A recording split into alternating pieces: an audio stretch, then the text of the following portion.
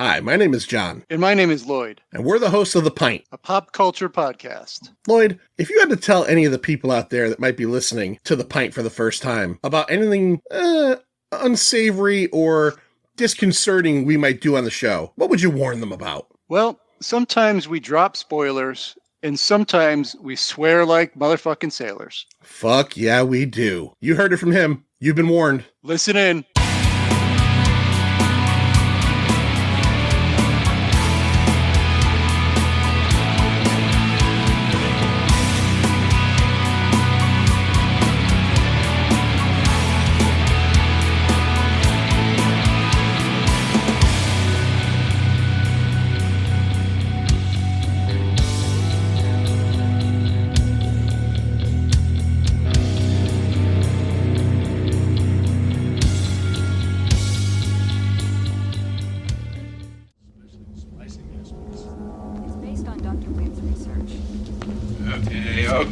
Okay, you can take that off now. Halloween is over. Terrence, I want to talk to you about this. All right, welcome to a brand new episode of The Pint. Turn the page on September, everybody, because we are entering all horror October. My name is John. My name is Stu. And this episode is a year in the making. It's several years in the making. Well, it's really totally one, though. All Horror October, we started off with me and you doing a triple T on Halloween 5, which is trash. And not trash. At the end of that episode, we kind of talked about how we had been doing all these Halloween films, me and you. Very recently on the Insider for Patreon, we did Halloween 2018. But we said, what are we going to do next year? And somehow we came up with the idea of we're going to do an episode next October on Halloween, The Curse of Michael Myers, aka Halloween 6. And just the fact that something that was planned a year ago, especially on The Pint, actually has come to fruition. Because if you're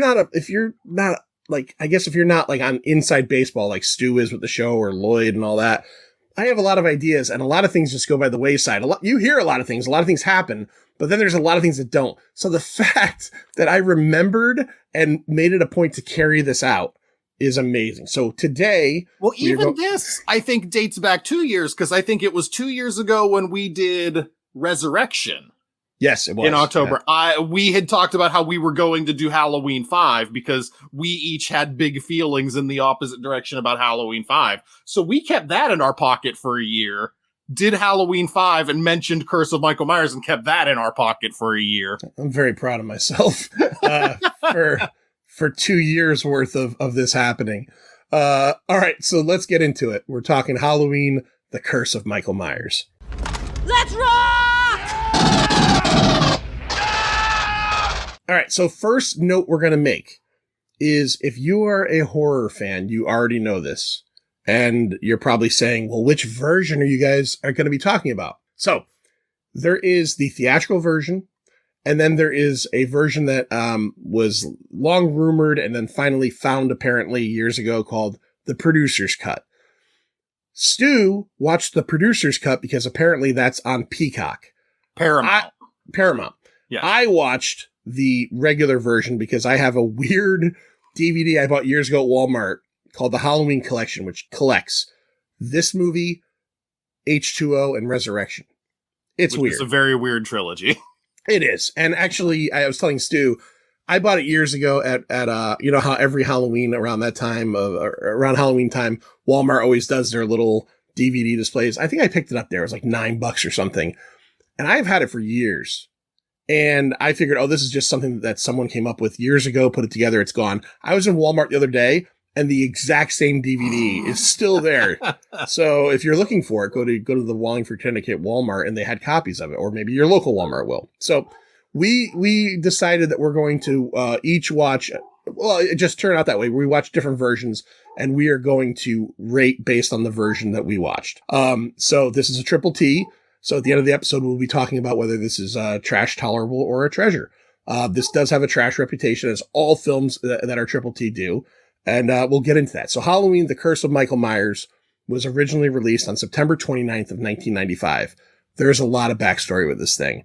At one point, Quentin Tarantino was going to write a version of this. At one point, I read, I don't know if this is true, so it could be wrong, John Carpenter initially was going to write a screenplay that it was going to be set in space. Yes, the original. That's what I heard, is that one of the ideas bandied about whenever they were fighting over who got to make this movie, one of the ideas was that it was going to be in space. Yes. To the point, from what I read, is that eventually Jason X was kind of inspired by the original thought of this being in space.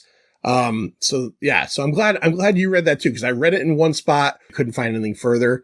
But the Tarantino bit too, like he was considered, I don't know if that might be new to me. Yeah, I don't know if he wrote a treatment, but this is something I've read before. Even I think when we were doing On the QT, I think I read that Tarantino was somehow almost involved in this movie. He's a big fan of horror films and a big fan of the original Halloween.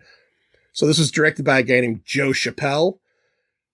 He made Phantoms, which if you're familiar with that film, you know that Affleck was the bomb in it. Yes, that's the only thing I know about that movie. Me too. I saw it once, like I think on video in like 1999, and that's it. He also made The Skulls 2, which I'm assuming was a direct-to-video sequel to The Skulls, which if you remember, that was about like a secret society. That was with Pacey, right? Yes, I think it was with Pacey. Yeah. He also became more known for being a TV director. He was also an executive producer and director on The Wire and Fringe. Those were two of the shows he was pretty involved with.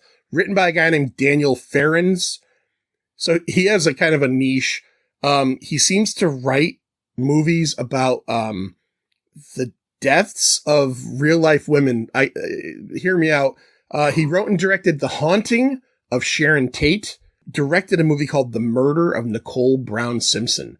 Oh, Jesus. So that's kind of his thing. But his other thing, apparently, that got him this job is that he's like a Halloween super fan.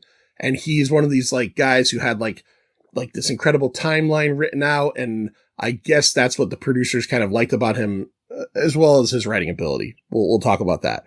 This was filmed between October of 1994 and January of 95. Now, I couldn't substantiate this, but the date that filming started in IMDb was October 31st. So if that's true, cool. If it's not, oh well. And it was filmed in and around Salt Lake City, Utah, standing in for Haddonfield, Illinois. Yeah. That's weird. It's a pretty white movie too, so that makes sense. It's a pretty white movie. All right, let's get into this. Let's talk about the cast. Bring me everyone. What do you mean, everyone? Everyone!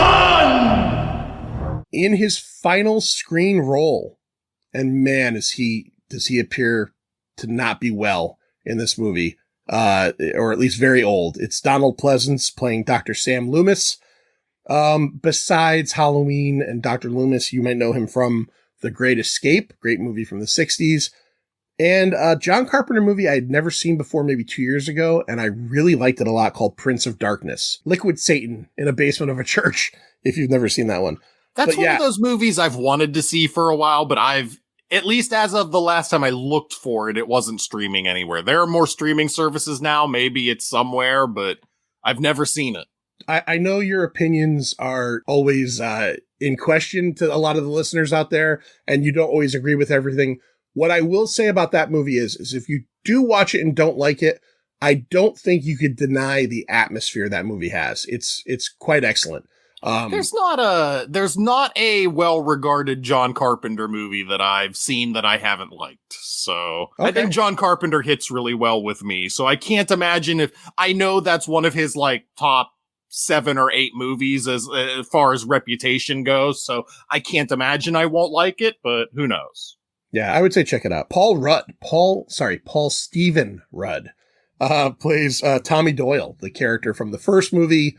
They initially offered the actor from the first film to come back and play it. He wanted to do it, but he didn't have an agent, and I don't think he was in the Screen Actors Guild. He was probably like a fucking carpenter at this point in his life. And so they went and they got Paul Rudd. This was released after Clueless, but filmed before Clueless. And I'm going to tell you something right now. There's definitely a difference in performance between the two films. Do you agree, Stu? Oh yeah, 100%. I mean, he's still Paul Rudd. Like there are aspects there, especially in the version that you saw. Even less so in the producer's cut of what you're talking about. But there are aspects in the version you saw where you can kind of tell, like, okay, Paul Rudd is in there trying to fight his way out, but he's not there yet. But he gets there real fast because he's there in Clueless.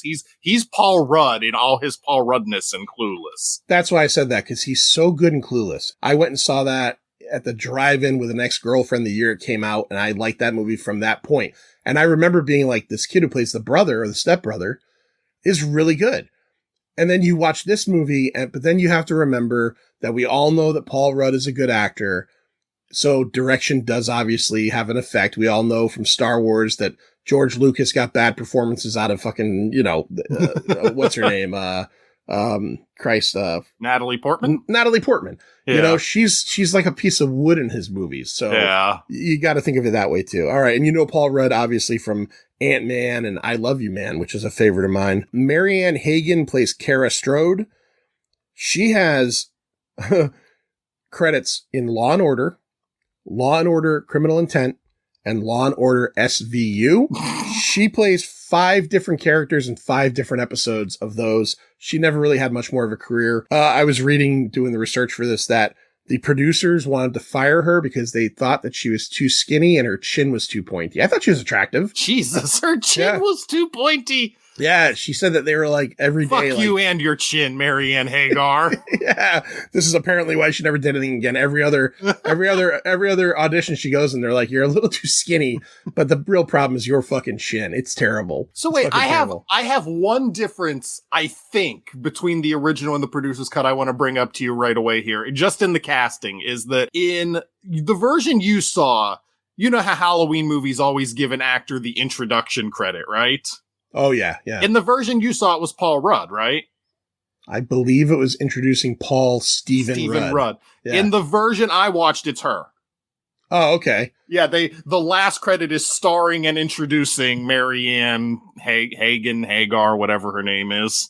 Okay, if they did, I don't remember. No, I'm relatively sure because I've seen the theatrical cut several times in my life, and I've always been sure that it's introducing Paul Rudd. And then it just because it struck me so much when I was watching this, because I didn't realize what I was watching was the producer's cut until I got a few minutes in, because I saw that and I was just like, I always thought it was introducing Paul Rudd in this one. Mitch Ryan plays Dr. Wynn.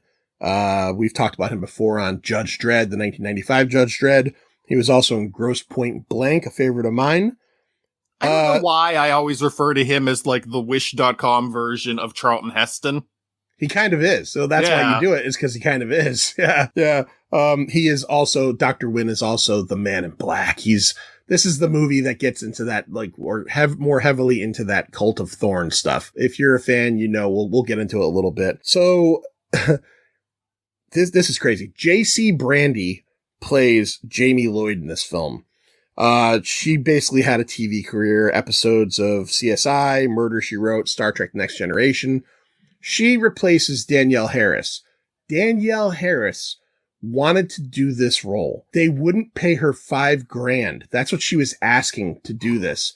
And she ended up not doing it, but she wanted to do it so badly that she legally emancipated herself from her parents because she was 17 and there would still be those child laws with schooling and hours. She emancipated herself from her parents to work on this film, and they passed her over and they didn't want to pay her enough. So, because she was in part 4 and part 5, she's a fan favorite, and she kind of unceremoniously gets dumped for who I could best describe, and she's only in a few scenes and she dies, as like dime store Winona Ryder, right? Am I right? Like, she's completely nothing in this movie. Yeah, she is in much more of the producer's cut, actually. Oh, okay. All right. She's in a few, well, at least I don't know about much more. She's in several more scenes. And yeah, one of the things I was thinking of is like, we see Danielle Harris a couple years later in Urban Legends, and she's still a very young looking girl. I wondered, like, how young did Danielle Harris still look when this movie came out? If we would have all been too terribly uncomfortable to see her as like somebody who got raped and had a baby. Yeah. And am I correct in saying that in the producer's cut, this is what I read. Did they make it pretty clear that it was Michael Myers as the father? Oh, yeah. Yeah. Okay. Because they don't in the regular cut. Like in the regular cut, it's kind of ambiguous. I mean, I think you're kind of getting it. You know, quote unquote, no, but you don't really know. The movie never tells you. In the producer's cut, you know. Okay. And also in the producer's cut, I read this. In the cut I watched, she gets killed on like a corn shredder machine. Michael kills her on that. In the producer's cut, her death is different, right? Yeah, he still catches up to her in the barn. He stabs her and then he leaves, but she doesn't die. Like the cops, the medical team, they come and they save her and they take her to the hospital, and she's in the hospital for a few scenes, and then Wynn just comes and shoots her in the head. Oh, beautiful. Okay, it's beautiful. so stupid. Like there was no reason to leave her alive. The theatrical cut 1,000,000% got it right in just killing her in the barn, because they don't do anything with her. They just keep her in bed in the hospital for a bit, and then Wynn comes up and shoots her. Like, oh, okay, cool. In that cut, do they make it clear that Wynn shoots her, or is he disguised? Because in the regular disguised cut, still. Okay, because in the regular cut, although it doesn't work at all, his reveal of being the Man in Black is like supposed to be like this mid-film twist. It doesn't work. No. In the regular cut, the one I watched, none of the Cult of Thorn stuff is good at all. Like, you could have done something good with it, all treated like an afterthought, and there's no real writing behind it or anything. It's just like, oh, Michael has just been this destructive force of some kind of like druid cult. I guess we'll probably get there, but does Tommy defeat him with runes at the end of the movie? Yeah, we'll get to the end of the movie. It's wildly different. Like, you're watching this movie and it's the same except for this, the same except for that, da-da-da-da-da. And then you get to the third act and it's wildly different all of a sudden. It's amazing to me that they even filmed both versions of these and the actors weren't like, what are you doing? I'm going to have to check this out eventually. All right. You can at least find, well, if you don't have Paramount, you can at least find the ending on YouTube. Because years ago, I watched the ending to the producer's cut just to see. And then obviously I have Paramount now and I just accidentally watched the producer's cut and got the whole third act. Okay. All right, last couple for the cast. Kim Darby plays Deborah Strode. She was the mother in Better Off Dead. She was also a child actress, and she played the young girl role to John Wayne in the 1969 version of True Grit. Oh, okay. So she's been around for a long time. George P. Wilbur plays the Shape, Michael Myers. He died in February of 23 this year. He was in The Running Man, and he was Michael Myers in part 4, but not 5. I didn't write it down, but I just wanted to mention this because it's a comedic thing and I think it's fucking funny. But playing the role of John Strode, is Biff from Back to the Future 2. Like the father, like, do you not agree that like he just seemed like he was such a douchebag? He felt like future Biff, the one that owns the casino and pulls a gun on Marty. Yeah. He's one of those characters across all of slasher movies. He's one of those characters they give you to be like, oh, well, I want that guy to die. Whether you're cheering for the killer or not, you're like, I want that guy to die for sure. They couldn't have made it a better, I guess, they couldn't have picked a better character or put more into it. From the second you meet this guy, you're just like, I can't wait until he dies. I can't wait till he dies. Now, I don't know. Again, I'm going to ask you because I haven't seen it.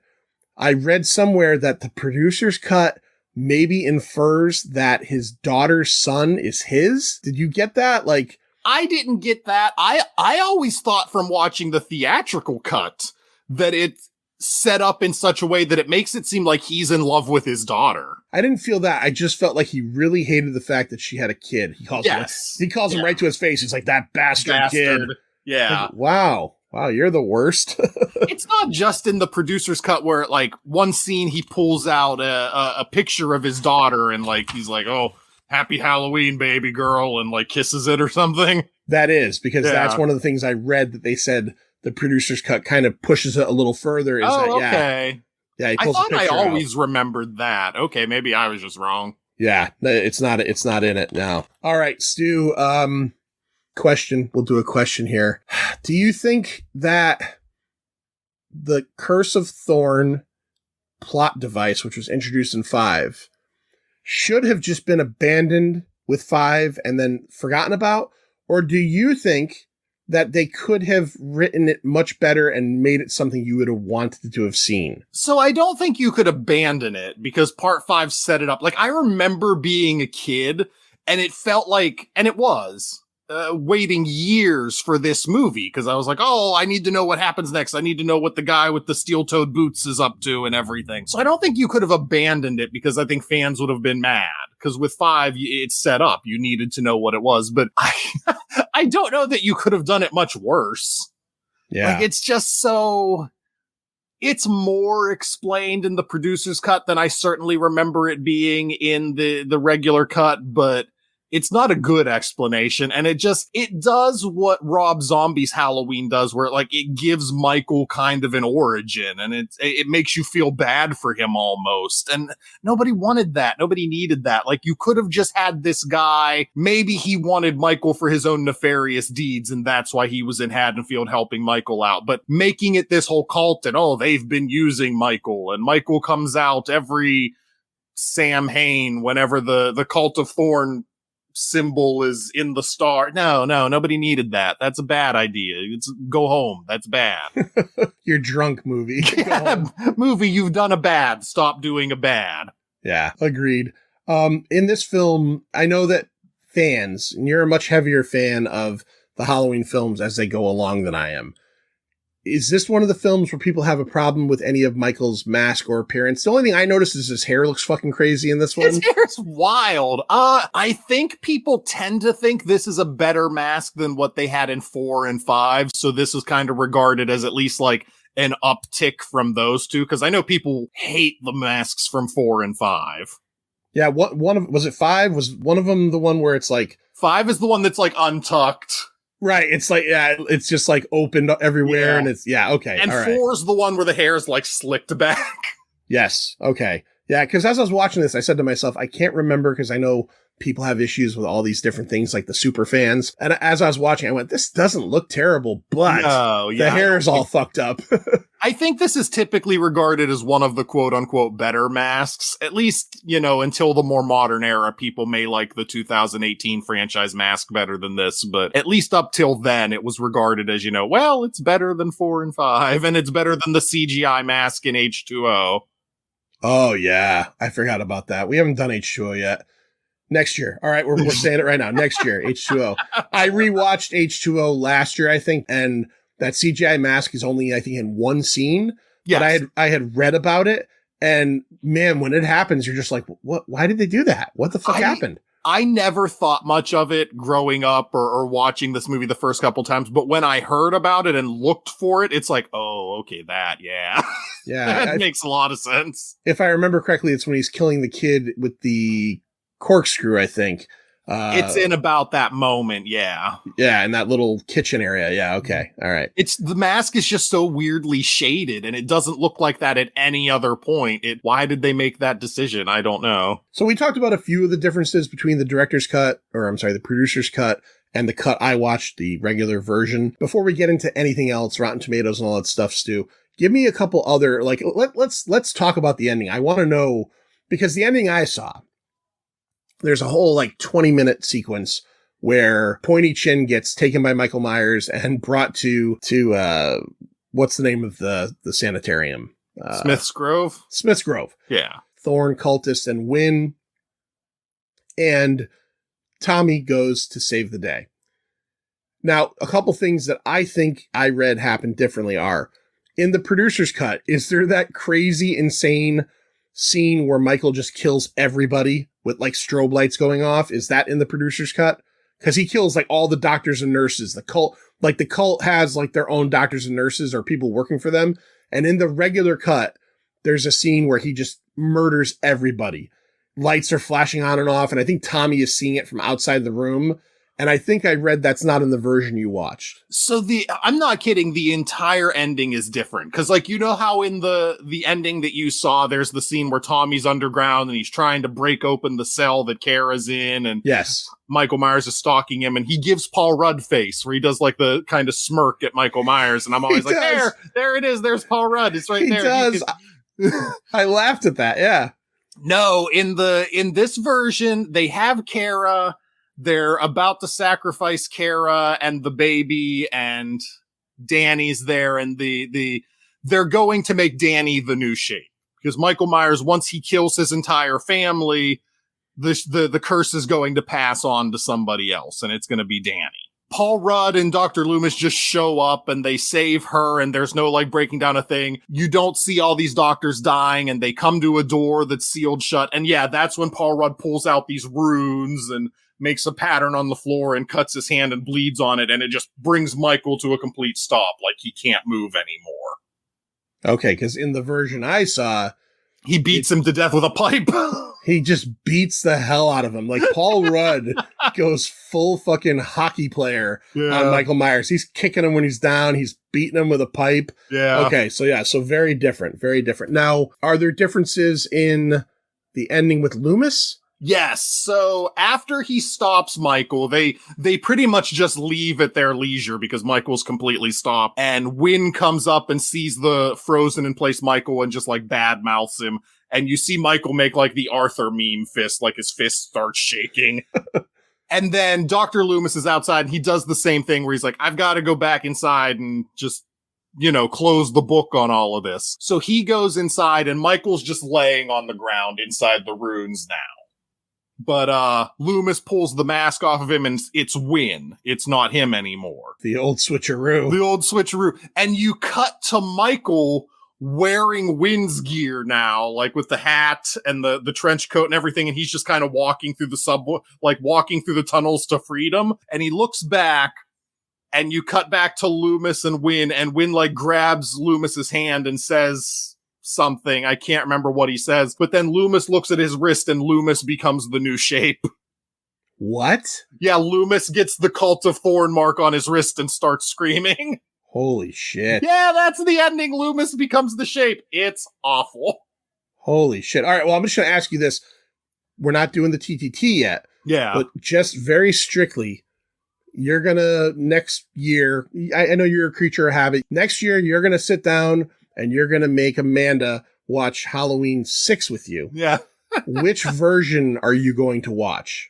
I don't know that she has any of them committed to memory as much as I do, but I'll make her watch the producer's cut just to see this ending because it's so wild with the runes, and then Loomis gets taken over by the Shape, and Michael in, the man in black outfit just like walks off to freedom to go live his life, I guess, which is, what's this guy gonna do? I don't know. Can he talk now that he's not the Shape? I don't understand anything about it. At least he can drive. He can drive. He can drive. None of us know how, but he can. I would like to see a scene where right before Loomis becomes the new Shape, I guess, and he sees Michael in that outfit walking away, he just goes, "Live your best life! You've earned it! Live your best life, Michael!" He no longer has the devil's eyes. Yeah, now I've got the blackest eyes. What did you think? I thought, I mean, and again, we get it, like, money, there are reasons why people do things, but did you feel kind of bad watching Donald Pleasance in this? Because he just did not seem like he was well at all, and it was kind of hard. Yeah, he's real old in this, and I don't know how sick he may or may not have been, but he is real old and real raspy, and I don't know if I felt bad. Like, I don't know if he wanted to come back, or if they just had to back up a money truck and force him to come back. Like, I like to imagine in my head Donald Pleasance was committed to these movies and was just like, no, I've got to do it. I'll do it for free. He did, apparently, from what I read at one point, this was a movie rife with like producer and director disagreements and indecision. And I guess they did do some reshoots, which factor into the producer's cut. And he had died before they even started that. Like, he died before this movie was even fully done. I think what we got in the theatrical cut, they didn't need him anymore. But when they went back in between a few months, he had passed. I think in the version I saw, I'm pretty sure it ends or begins with "in memory of Donald" or Donald Pleasance. The producer's cut ends with that. It gives you the in memoriam. Okay. But like in the producer's cut, he goes into the building and there's a whole ending with him. In the theatrical cut, he goes into the building and you just hear him screaming, which is just the scream they took from whenever he gets the Cult of Thorn mark on his wrist in the producer's cut. So it would make sense that he had already passed because it feels like what happened to him in the building, we'll never find out. They could bring the guy back from Halloween Kills. Just throw him in there. There you go. I saw something the other day. Oh, fuck. I don't remember what it was. I watched a movie the other day with my wife. Oh, it was No Hard Feelings with Jennifer Lawrence. Oh, okay. And it was fine. But one of her friends in that movie, I'm like, who is this guy actor? I know him from somewhere. And I looked it up, and he was like, it wasn't Christopher McDonald. It was it was Little John from Halloween Kills. I just recognized him. Oh, okay. Yeah. I'm like, I know this guy from somewhere. And he also was a minor character on Breaking Bad at one point. But I'm like, what movie do I know this guy? I'm like, oh, he was Little John. All right. Two of the other differences I want to get into real fast is one thing that's always bothered me about Halloween 6 is at the beginning, Loomis is like, oh, I'm not dead. I'm just very much retired. And that always bothered me because I was like, nothing about this character would have retired. If Michael's still out there, he's not retired. He's going to go after Michael. 100% agreed. Yeah. And in the producer's cut, you get an explanation. Like he says, like he had a really bad stroke and he was physically forced into retirement. Like people were like not letting him go after Michael. So at least there's an explanation for why like Michael's in the world and he's just letting it happen. Well, in the regular cut, I love the fact that like Wynn goes to see him. And when that line comes up, he's like, how have you been, Sam? And he's like, very much enjoying retirement. And then his like Wynn's next line is, well, I have a job to offer you. Yeah. And I'm like, well, that doesn't go with what he just said. And then you essentially just find out it's his same fucking job. Yeah. He's like, I need you to look after Michael Myers for me. I'm like, what? He just said he doesn't want to ever do that again. Do that. He just told you that over a glass of scotch, guy. This is just a film question, like a in-story question. What the fuck is the house that Tommy lives in? Is he supposed to be an orphan? Why does he, how can he afford so much recording equipment, like reel to reel? Like, what is going on there? I don't understand if he voluntarily lives there so he can keep an eye on the Myers house since it's right across the street. I'm assuming he wasn't committed there because whereas he's a little crazy-ish, we get no knowledge of what this house is. Like, is it a crazy person house? Is it a house for sick people? We just know it's a group home of some sort that he lives in. And I just assume, like, he's renting a room there because he wants to keep an eye on the Myers house. Another question is, in any film, this might be considered a down, but we'll do it now. Can you think of like a more awkward or weird scene in any film you've seen recently than the radio DJ interview with the brother and his girlfriend up on? It just seems like, it just seems so out of place in this whole movie. It's so forced. Like, this movie came out in 1995 or whatever, and they were like, you know what's popular? Howard Stern. Yeah. And they just created a Howard Stern avatar for this movie, and it's so forced, and it's one of those things where it gives Michael geographic impossibility, where like he's one place, then he's at the show killing the Howard Stern guy, then he's right back at the Myers house. And it's like, why did he leave to kill this guy? Yeah. To hide out in this guy's van and kill him and then just go back home? It makes no sense whatsoever. Here's something else that makes no sense. Well, first of all, I want to bring up the fact that a couple places I read this, Howard Stern was offered that role. And, oh, God. And declined it. Did you also feel that the writing for the brother's girlfriend was really weird? Because through the whole movie, she's like, I don't even know what the fuck she wants. She's like some kind of activist for something. Yeah. And then all of a sudden when they get to the house, she's just like teenage nympho. Yes. And the other part of all that I thought was really weird. And this is just like, I don't know. I guess maybe I'm not as spontaneous. I'm also not 18 years old. Is they go back to the house because the radio show is coming to meet them. And then they light all these candles and fuck. What is going on? In typical movie fashion, they light 500 candles. Yeah. They start having sex. I mean, it's 18 years old, man, or 20 or however old they're supposed to be. Yeah, her characterization's weird because she spends so much time being this like militant pro Halloween, which is a weird stance for anybody to have. I couldn't even determine what the fuck she was talking about for 90% of her scenes. We will not live in fear of Michael Myers. We will give candy to children. Also, what aspect of Halloween is banned in this town? Because people are walking around in costumes and there's trick-or-treating. So they keep saying Halloween is banned. What part of it? That's what, yeah. That could have actually been a well-written plot element, is if almost like in the original script for Jaws 2, the idea was that Amity was like a broken town because nobody wanted to go there anymore because of what happened in Jaws. Mm. They didn't do that. They did a different version. But like, that would have been a good idea if fucking Haddonfield is just deserted and broken because, well, every like 3 or 4 years, this fucking guy comes back, murders 6 or 7 kids, and nobody. But you're right. They throw this characterization in of this girl who's like, we gotta have Halloween. We can't be afraid. But nobody's fucking afraid. They're celebrating Halloween. Also, I think like, if you go too far with the idea that this movie had with the radio host trying to make a big deal out of Halloween and he wants to go to the Myers house and shoot from there. If you go too far with that idea, you have Halloween Resurrection.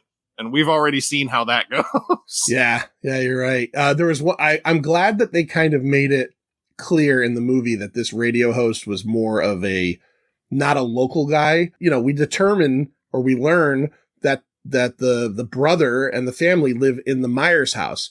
And when they're doing the interview, he says, like, at the end, he's like, well, where's your house? How do I get there? Thinking to myself, doesn't everybody in Haddonfield know where the fucking Myers house is? But then they made it seem like he might be like a big city guy. I was like, okay, you've excused yourself from my wrath. That excuses the radio DJ. It doesn't excuse the kid who lives in the house who just 6 years ago, there were a bunch of murders.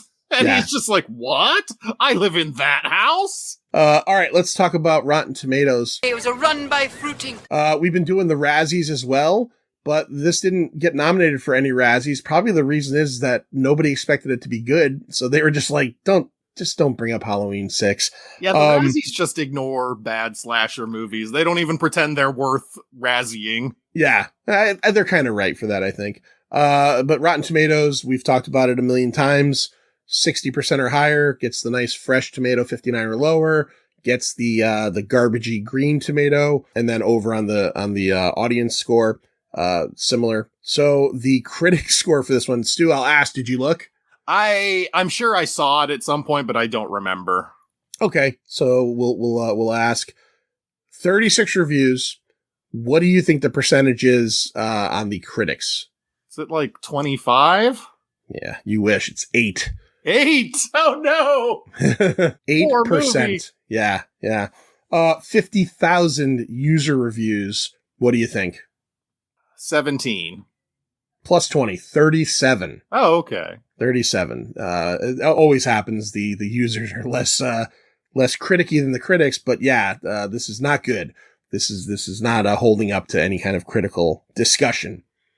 Let's see how it did in the box office, though. Where's the money? When are you going to get the money? Why aren't you getting the money now? And so on. So please, the money. So it came out on September 29th. That was October 1st of 1995, weekend ending. Here are the top 5 movies. This was a $5 million budget, by the way. So keep that in mind. Number 5, it had been out for 2 weeks. It made $3.5 million. Showgirls with Elizabeth Berkley. Showgirls. I saw it once. I saw it in the theaters. And I still, 30 years later, have not forgotten the sex scene in the pool, with Kyle MacLachlan. Like, I don't know. I don't know what happened there. That's one of those things, like, your brain just dissociates things if you get older. If you asked me, were The Curse of Michael Myers and Showgirls in theaters at the same time, I'd have been like, no, they came out like 6 years apart. Yeah, no, I get that. Yeah, I get that. One of the greatest moments at our buddy Scary Larry's Connecticut Cult Classics. Did he show Showgirls? He did not, but somebody, I think, put into the raffle last year, the local company Vinegar Syndrome, which is an awesome film restoration and DVD and Blu-ray company. They came out with Showgirls, I think it was earlier this year, as one of their films. Like, they restored it, they put it out, and I think somebody donated it to the raffle that Larry has all the time. And at one of the shows, I was there for this one, fucking like an 11-year-old kid won the raffle and won Showgirls. And the best part about it was when he got up, he's an 11-year-old kid, everybody cheered for him. And like his dad took pictures with him holding it. It was truly great.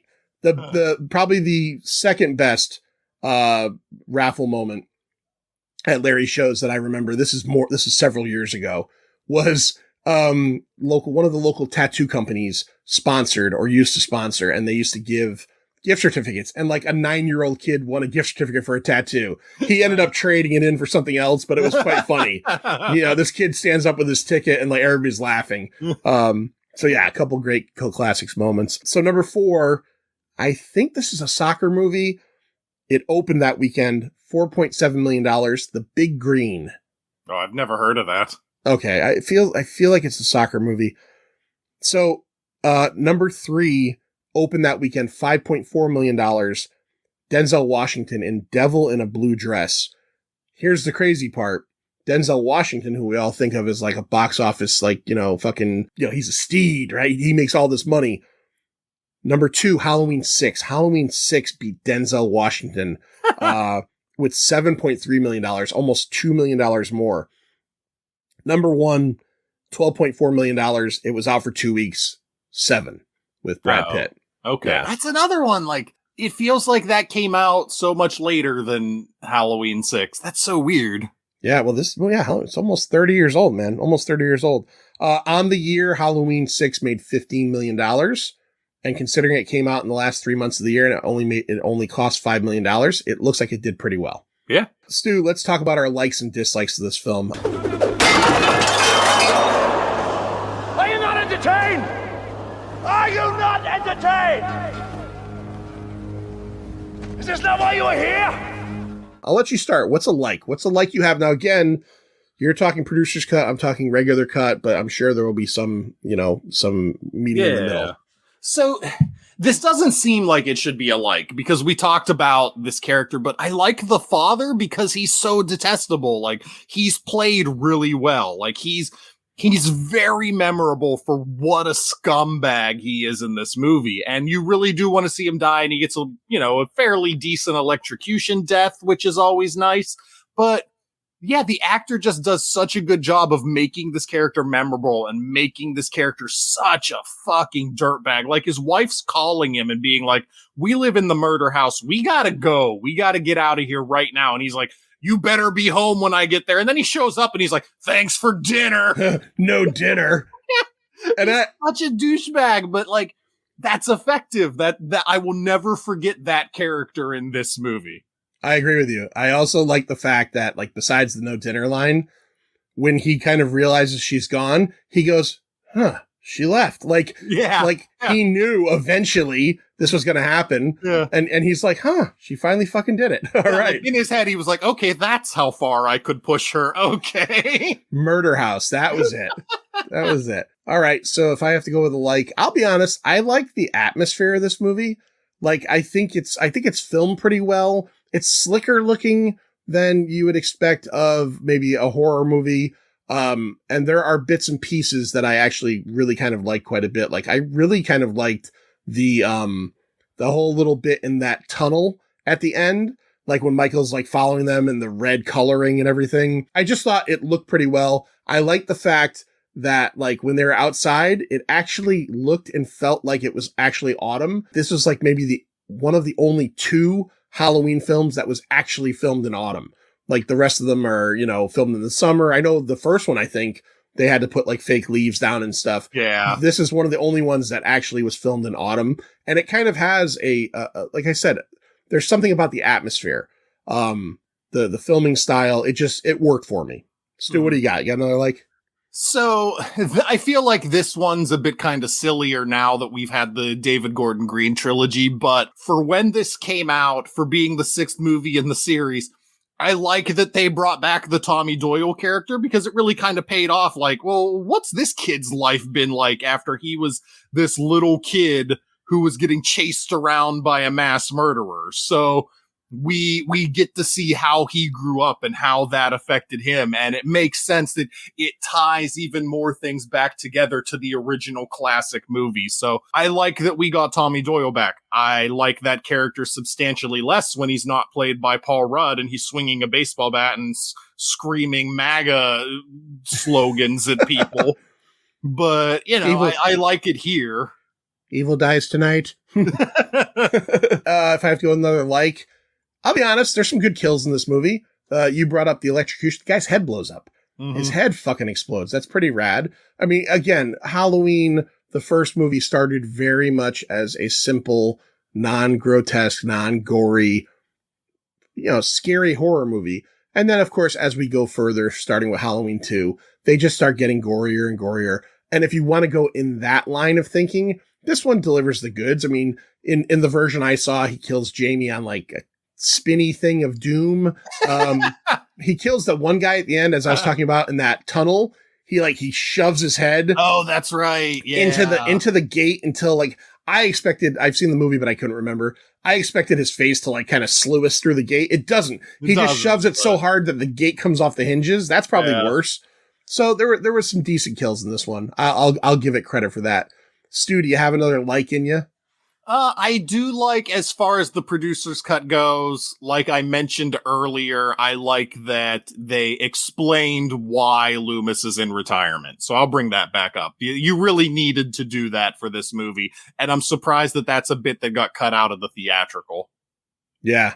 Yeah. It definitely would have helped a little bit. Like in terms of like just, it's like they glossed it over and there's no reason to gloss that over. You know, like if you were looking for things to cut, that would probably not be on my list. Like, no, not at all. Oh, so we have this character who is like diehard and who's obsessed with this guy. We have a line in here that explains why he finally stopped. You know, get rid of it. Get fucking rid of it. It makes no sense. It makes no sense. All right, I'll go with one more like. If I have one more like for this, if you take this movie, for the most part, it's kind of nice to watch Paul Rudd in this, because you could kind of appreciate how far he's come. Again, I don't know if he's necessarily bad in this, because I don't think he's bad, but I do think it's weird that in the same time period, we got that performance in Clueless. So you can kind of look at this and go, maybe this is where he got all of his like jitters out as a young actor. Maybe this taught him like to be a little bit more confident and to let himself go a little bit more, because obviously we all love Paul Rudd. He's a national fucking treasure. And he's great in everything. All right, Stu, give me your first dislike. So this is one that'll be new to you. I wanted to bring it up earlier and then got off track. In the producer's cut, you know how Kara has her son Danny and he's clearly creepy and he pulls the knife on the dad and he does some other weird creepy things. In the producer's cut, every time he's about to do something creepy, he kind of looks off in the medium distance and you hear a voice go, "Danny, kill for him." And it's so stupid. So that explains in the regular cut, keeps bringing up someone's talking to him. Yes. Yeah. But you hear the voice in the producer's cut and it just makes everything stupider. Yeah. I'm glad they didn't do that in the regular cut. It's, you know, it just gives you the idea that maybe this kid's connected somehow in the regular cut. But yeah, that sounds really fucking stupid. Yeah, like imagine if in the first movie, before Michael put on the clown mask and went up and killed his sister, you heard like, "Michael, kill for him." Yeah. You don't need that. You don't need that at all. Halloween might not be a classic due to that. John Carpenter went that route. Yeah. I'll give you a dislike of this film. It's a little odd, I guess, but it's a music choice. I know it's 1994 or 5. I know that like, you know, like we got to have like the rock, you know, music in there, and that's fine. They kind of wean out of it towards the end of the movie in the regular cut, but like that guitar version of the Halloween theme that like it's throughout the beginning. In the regular version, it's specifically very heavy in the chase when Jamie is being chased by Michael in the truck. Baboo-doo, baboo-doo. It's just like an electric guitar version of it.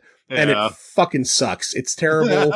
You have one of the most iconic themes ever. It's fine if you want to spruce it up a little bit. It's fine if you want to do it on an electric keyboard instead of a piano. but you don't have to make it 1995. Like, nobody needed that. I mean, and also, like, I'll throw this in there as well. It's only one line, but it's so fucking dumb. Is they want you to know what time period they're in so badly is when the brother, like, does a fucking Beavis impersonation. Yes! That's one of my notes too, is his super timeless Beavis and Butthead reference. Oh God, it's awful. Why would you do that? I looked at the screen and went, "You're kidding me, right?" Oh, that's funny. I went, "No fucking way. A Beavis and Butthead reference." That just shows you how far this franchise had fallen, where instead of creating trends, it was reduced to trying and picking up other trends to throw in its movie to show how cool it was. Yeah. 100%. Stu, what's your next dislike? Next dislike is Michael impregnating Jamie, and I don't care how. And it's in the theatrical cut. Like I said, it's never outright said, but you could always assume that they like artificially inseminate Jamie somehow, which is still, I don't want to picture it or think about it in regards to Michael, but you can kind of picture it. In the producer's cut, like, they're straight on, like, holding Jamie down, and she's got a throne of flowers, like she's fucking Midsommar on her head. And then, like, Michael comes up and stands at the end of her bed, and she's screaming, like, "Michael, no!" And it's like, nope, Michael, no. She's right. No, Michael, no. Okay. It's not like, thankfully you don't see him disrobe. I honestly think that would actually lift the movie a bit if, like, you saw Michael standing there and then, like, his carpenter jacket, like, falls to his feet. But, thank God you don't actually see that, though. Like, but you know what's coming. You know what happens next. And, like, I don't want to picture sexual Michael Myers with his 16 or 17-year-old niece. I don't want to picture sexual Michael Myers at all. Like, I didn't need that in my life, ever. Yeah, no, nobody needed that. Nobody needed that. All right. Whereas maybe it's funnier if in the theatrical cut you don't picture that they had him rape her and you just picture, like, somebody in the back, like, milking Michael Myers. Being like, we got... Use the lube and get the bucket. They get out the runes, they freeze Michael in place, and they're like, "It's perfectly safe. Just walk up to him, just go to town. It's fine. He's fine. We've got him ruined in place." He's not going to snap your head around all the way around. But I've seen him do it to so many people. He's fine. We've ruined him. We've instead of roofied, they've ruined him. They've ruined him. We've got this turkey baster. Just shoot it right into there. It's fine. Right in there. It's all good. All right. I'll give another. There's a lot of downs for this movie, but if I have to go with one, like, big solid down dislike, it's just the whole fucking Cult of Thorn thing. Look, again, as I said before, you could have made something interesting with it, and they certainly did not. They dropped the ball in every way, shape, or form. They dropped the ball in the win reveal. They dropped the ball in the version I saw with, like, all the, like, it made no sense. Like, Win is supposed to be, like, the leader of this cult, and they believe in all this stuff. And in the version I saw, when they're at the Smith's Grove, he tells, like, the cultists, he's like, "Okay, take off the Halloween costumes," like, almost inferring that it's all a ruse. But then I don't know. I'm not making sense because it doesn't fucking make sense. It's just stupid. Again, if you wanted to go there, you know, Halloween 2 brought in the idea of Samhain and all that stuff, or Samhain, however people say it.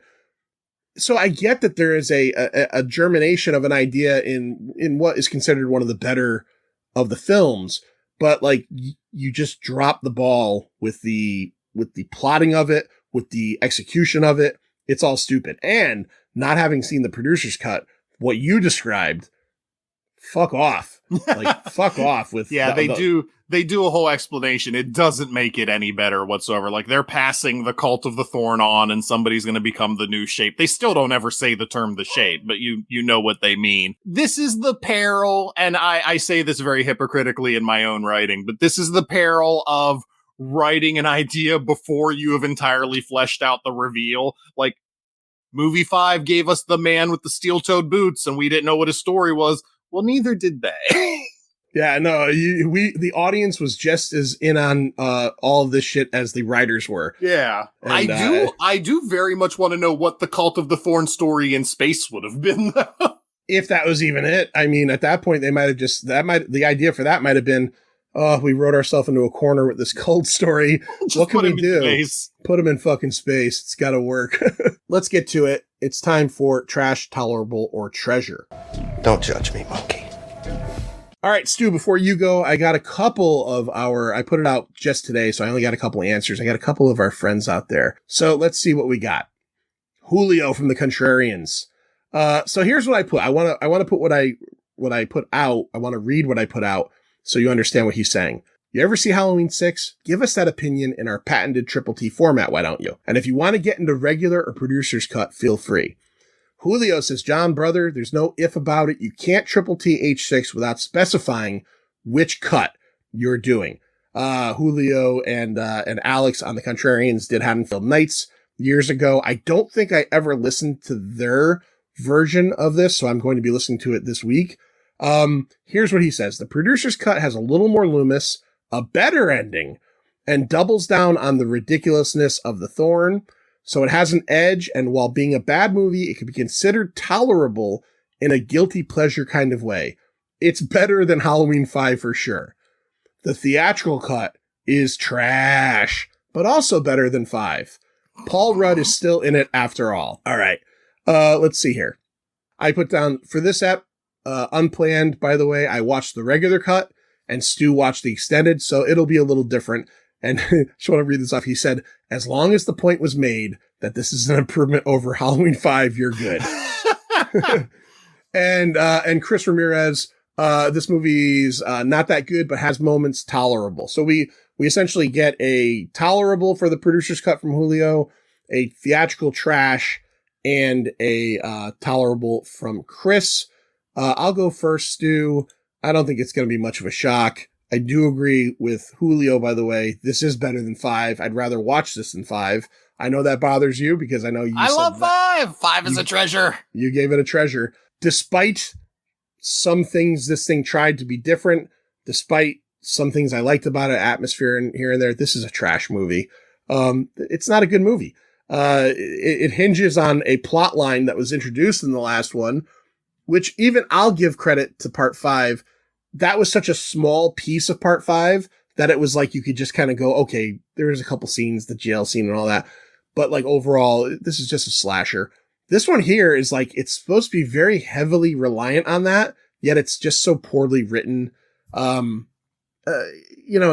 I'm not going to say it's trash because it's not Halloween, but it does seem like the further and further away in this original line you get, the worse it gets. The worse it gets. So this is trash. Theatrical cut is trash. I can't speak for the producer's cut. Stu, what do you say about the producer's cut? I don't know, man. I totally disagree with Julio in the ending. I think the ending to this one is worse because if they had just gone silly with this movie, if they had just gone wacky, silly, funny, and if they had basically gone Jason X, we talked about how maybe the space idea for this influenced what would become Jason X. Jason X is a movie that takes the piss out of itself and has no problems doing it. This movie is still trying to be a serious, scary slasher. And then you get to the end where, like, there are runes set up on the floor and Michael steps in them and can't move. And then he puts on Wynn's clothes and goes off to live his Michael Myers life in peace.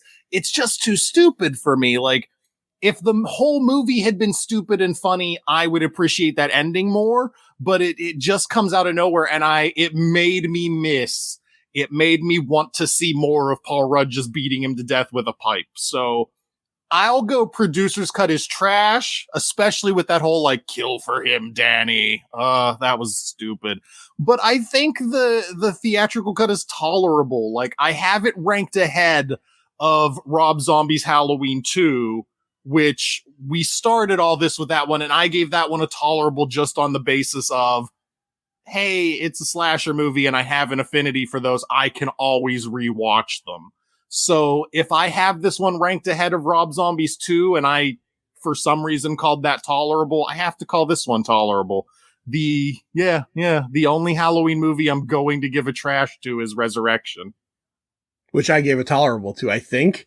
You might have. That might have befuddled me, but... Yeah, I have a feeling I did. I think it was maybe them doing something a little bit different with with that whole 2002 cam thing or whatever the fuck you want to call that. But streaming. to me, at least the theatrical cut is a Halloween slasher. It may be bad and it may not do anything with the ideas that it has, but it doesn't end with Dr. Loomis becoming the shame. Yeah. Yeah, I would almost say that the reason I give this one trash doesn't really have anything to do with its slasher capabilities, because it's not a terrible, like I said, there's some good kills in it.